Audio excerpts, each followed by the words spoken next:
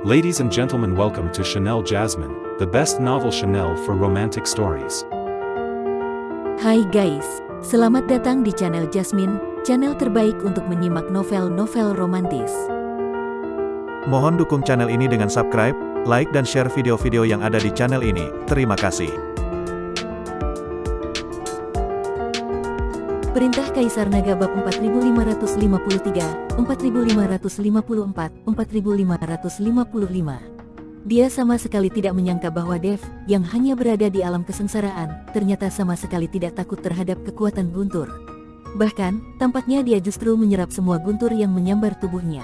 Para kultivator lainnya yang menyaksikan kejadian itu juga terkejut, mulut mereka terbuka lebar, tak bisa berkata-kata karena kaget.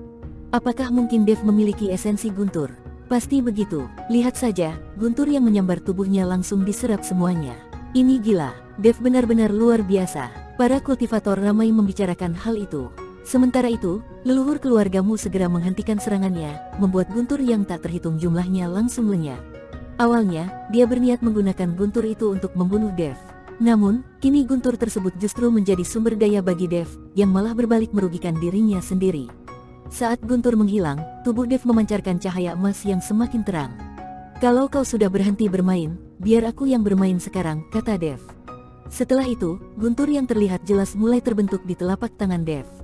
Dev mendongak menatap pemimpin keluargamu, lalu tubuhnya melesat ke atas seperti roket.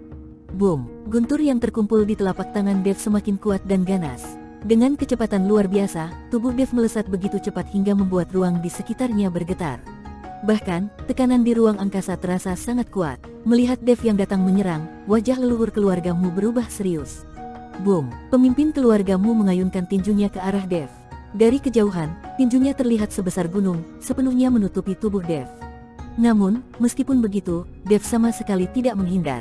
Dia justru melawan dengan kekuatan penuh, menerobos langsung ke arah tinju tersebut. Bang! Tubuh Dev bertabrakan dengan keras melawan tinju besar itu. Ruang di sekitarnya tampak seperti retak akibat gempa dahsyat. Namun, tinju besar itu langsung hancur berkeping-keping di bawah serangan langsung Dev.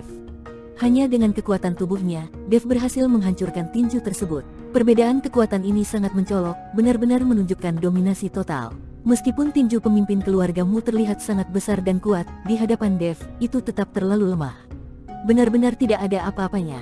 Benar-benar tidak ada apa-apanya. Leluhur keluargamu hanya sebegini kemampuannya. Tidak heran para keturunan keluargamu juga tidak punya kemampuan apa-apa, ejek Dev sambil menatap dingin ke arah leluhur keluargamu.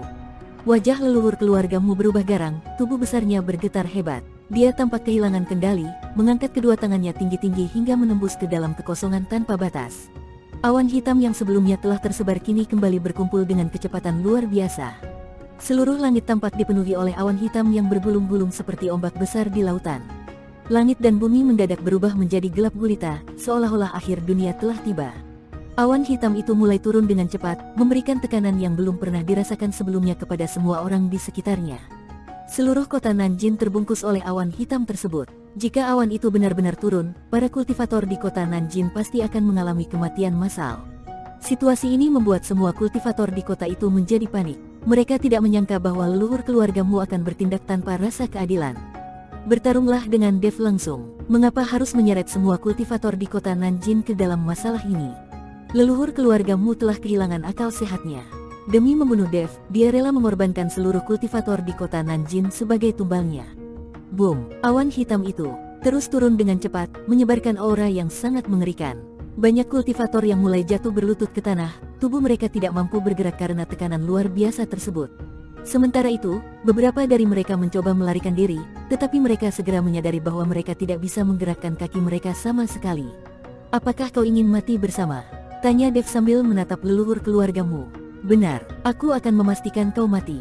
Aku ingin semua orang yang menyaksikan keluargamu dipermalukan ikut mati bersama," teriak leluhur keluargamu dengan tubuhnya yang perlahan menyatu dengan awan hitam di atas. Alis Dev mengerut, dan ekspresinya berubah serius. Leluhur keluargamu benar-benar melanggar prinsip pertarungan. Dia bahkan rela menyeret semua orang untuk mati bersama demi mengalahkan Dev. Dev terus melepaskan guntur dari telapak tangannya, menghantam awan hitam tersebut tanpa henti. Namun, setiap guntur yang masuk langsung tenggelam di dalam awan itu, sama sekali tidak memperlambat lajunya yang terus turun. Seiring awan hitam semakin rendah, banyak kultivator yang tidak sanggup menahannya mulai memuntahkan darah. Wajah semua orang menunjukkan rasa takut yang mendalam. Mereka menyadari bahwa mereka tidak punya cara untuk melarikan diri dari kehancuran yang mendekat. Dev berusaha keras melawan, tetapi di hadapan awan hitam yang mencakup ratusan mil, tubuhnya tampak seperti seekor semut kecil, sama sekali tidak mampu melawan. Dev merasakan tekanan besar, tubuhnya mulai jatuh dari udara. Roar! Saat Dev hampir kehabisan akal dan para kultivator lainnya tenggelam dalam keputusasaan, tiba-tiba terdengar suara raungan keras. Saat itu, dari cincin penyimpanannya, binatang penelan langit langsung melompat keluar, tubuhnya memancarkan cahaya terang di sekelilingnya. Tubuh binatang penelan langit mulai membesar, lalu mengangkat kepala, matanya yang besar menatap tajam ke arah awan hitam sambil mengeluarkan raungan keras.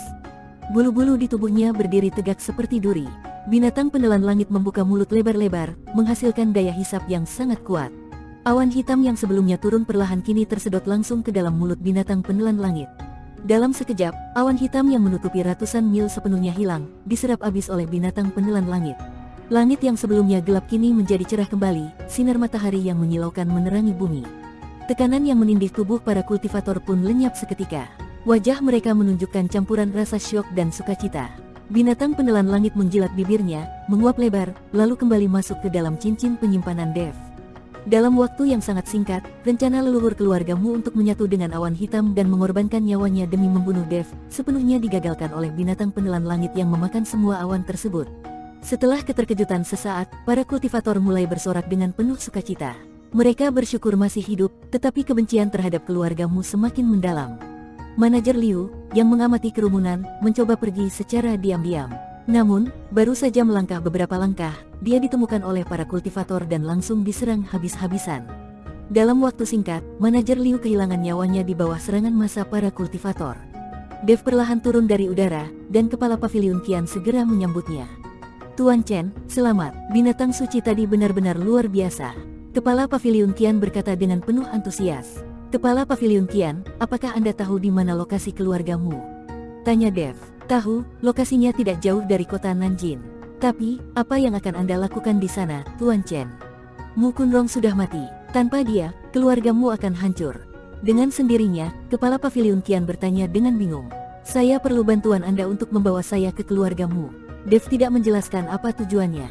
Melihat hal itu, kepala pavilion Qian mengangguk dan membawa Dev menuju kediaman keluargamu. Lokasi keluargamu tidak terlalu jauh dari kota Nanjing. Dalam 2 jam perjalanan, mereka sudah tiba di sana. Tuan Chen, itulah kompleks kediaman keluargamu, ujar kepala pavilion Qian sambil menunjuk ke arah sebuah kompleks besar. Dev memandangi kompleks itu. Puluhan bangunan megah tersusun di sana, jelas milik keluarga kaya raya. Kepala pavilion Qian, tunggu sebentar. Saya akan segera kembali, kata Dev. Setelah berkata demikian, tubuh Dev melesat masuk ke dalam kediaman keluargamu. Tak lama, terdengar jeritan tragis yang menggema di udara. Kepala pavilion Qian hanya bisa terpaku, menyaksikan keluargamu yang sedang mengalami pembantaian besar-besaran. Anggota keluarga satu persatu hancur lebur di bawah pedang Dev. Dalam waktu kurang dari 15 menit, Dev kembali dengan tenang. Namun, seluruh kediaman keluargamu kini telah berubah menjadi lautan api. Di tangan Dev, ada beberapa kantong penyimpanan yang berisi semua sumber daya milik keluargamu. Mu Kunrong sudah mati, jadi semua sumber daya keluargamu ini lebih baik aku ambil daripada terbuang percuma, kata Dev sambil tersenyum dan memasukkan kantong-kantong itu. Kepala pavilion Qian memandang Dev dengan perasaan ngeri. Dia tidak menyangka Dev menjadi begitu kejam. Namun, Dev hanya mengikuti saran dari Tuan Xi, merebut sumber daya musuh adalah hal yang wajar. Dev tidak merasa bersalah sedikit pun. Baginya, musuh memang ditakdirkan untuk dibunuh dan dirampas. Tuan Chen, Anda benar sekali. Kepala pavilion Qian hanya bisa tersenyum kaku. Keduanya kembali ke kota Nanjing. Kepala pavilion Qian menyambut Dev dengan penuh keramahan. Setelah menyaksikan pembantaian terhadap keluargamu, dia khawatir jika Dev tersinggung, pavilion Wantong miliknya akan mengalami nasib yang sama. Kepala pavilion Qian, Anda sudah lama tinggal di wilayah selatan. Pasti Anda sangat memahami topografi daerah ini, termasuk Gunung Tianmo, kata Dev. Saya punya peta di sini.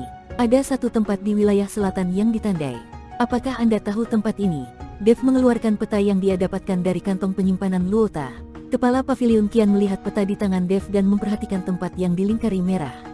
Ketika melihatnya, alisnya langsung berkerut. Tuan Chen, dari mana Anda mendapatkan peta ini? Tanya kepala pavilion Qian. Dev ragu sejenak, tidak tahu bagaimana menjelaskan hal ini, terutama karena dia sendiri tidak terlalu memahami identitas Luota. Melihat keraguan Dev, kepala paviliun Qian mengerti bahwa dia tidak seharusnya bertanya lebih jauh. Dia pun berkata, tempat yang dilingkari itu adalah daerah terlarang di wilayah selatan. Sudah bertahun-tahun tidak ada kultivator yang berani pergi ke sana. Dulu, tempat itu adalah sebuah kota kuno. Namun, setelah perang dewa dan iblis, kota itu hancur total, dan semua penduduknya meninggal dunia. Lanjutnya, mengapa tempat itu menjadi daerah terlarang? Tanya Dev dengan penuh kebingungan. Dia berpikir, selama perang dewa dan iblis, banyak kota yang hancur dan banyak kultivator yang mati, tetapi mengapa tempat ini malah menjadi daerah terlarang? Tempat itu sangat aneh. Pernah ada beberapa kultivator yang mencoba pergi ke sana, tetapi tidak ada yang kembali. Bahkan tubuh mereka tidak pernah ditemukan, jawab kepala paviliun Qian. Lama-kelamaan, tempat itu dianggap sebagai daerah terlarang. Tidak ada lagi yang mau pergi ke sana, terutama karena lokasinya terpencil di pinggiran wilayah selatan dan tidak memiliki sumber daya apapun. Dev mendengarkan penjelasan kepala paviliun Qian sambil menatap peta, pikirannya penuh dengan spekulasi. Dia merasa bahwa peta dari kantong penyimpanan Luota pasti tidak mungkin sembarangan menandai tempat itu. Selain itu, fakta bahwa tempat tersebut kini menjadi daerah terlarang menunjukkan bahwa ada sesuatu yang disembunyikan di sana. Awalnya, Dev berencana untuk menggunakan sumber dayanya untuk berlatih dalam waktu dekat. Namun, mendengar cerita tentang tempat itu, rasa penasarannya muncul. Melihat ekspresi Dev, kepala paviliun Qian buru-buru berkata, "Tuan Chen, Anda tidak benar-benar ingin pergi ke sana, kan? Saya sarankan jangan. Lagi pula, tempat itu sangat tandus, tidak ada sumber daya apapun. Tidak sepadan untuk mengambil risiko." Namun, semakin kepala paviliun Qian melarang, semakin besar keinginan Dev untuk pergi. "Terima kasih atas sarannya, kepala paviliun Qian. Saya hanya ingin pergi melihat-lihat," jawab Dev sambil menyerahkan kantong penyimpanan berisi sumber daya yang dia ambil dari keluargamu. "Tolong bantu saya menyerahkan ini ke istana Guanghan," kata Dev. Kepala paviliun Qian menerima kantong itu dan mengangguk. "Tuan Chen, jangan khawatir. Saya akan memastikan barang ini sampai ke istana Guanghan." Dev meninggalkan cabang paviliun Wantong dan meminta Ji Yun untuk menunggunya di kota Nanjin. Sementara itu, dia sendiri pergi ke tempat yang ditandai di peta itu seorang diri.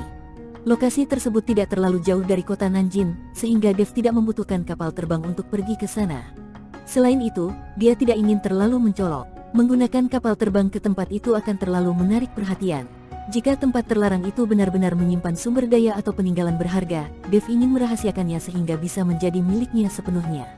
Terlalu banyak orang yang tahu hanya akan menimbulkan masalah. Setelah berpamitan dengan Ji Yun, Dev memulai perjalanannya. Gunung Tianmo dikenal sebagai tempat para kultivator iblis dan dihuni oleh banyak binatang buas. Namun, Dev sudah sering datang ke sana dan cukup mengenal wilayahnya, jadi dia tidak merasa takut. Ditambah lagi, dengan kekuatannya saat ini, para kultivator iblis atau binatang buas yang mencoba mencari masalah dengannya hanya akan menemui kematian. Bahkan kultivator tingkat kelima Mahayana bukan lagi lawan bagi Dev. Dengan kekuatan seperti itu, Dev tidak perlu merasa takut.